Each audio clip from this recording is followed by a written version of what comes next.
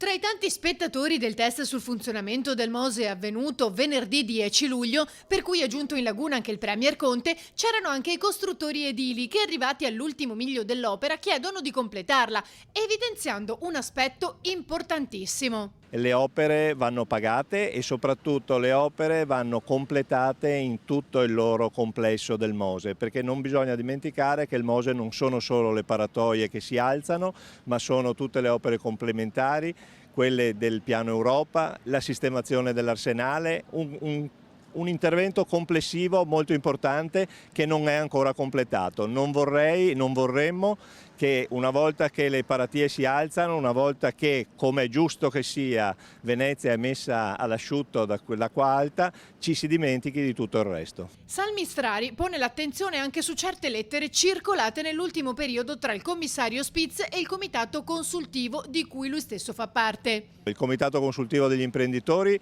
ha mandato una lettera ai commissari nella quale chiedeva tempi certi, programmi certi per terminare le opere, per approvare i progetti, per riuscire a fare il proprio mestiere.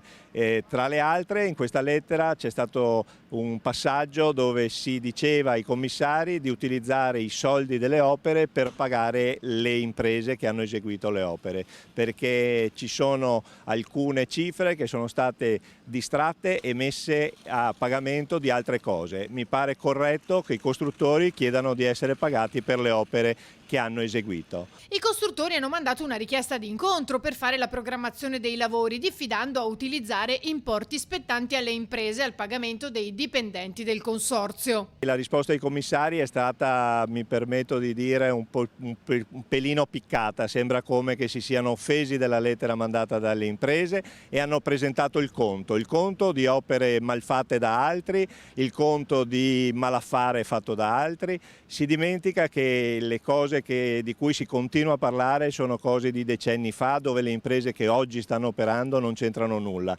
Non trovo corretto che si vada a chiedere conto di questa grandissima cifra enorme a delle piccole imprese che stanno cercando di fare il proprio mestiere al meglio per completare questa opera complessa.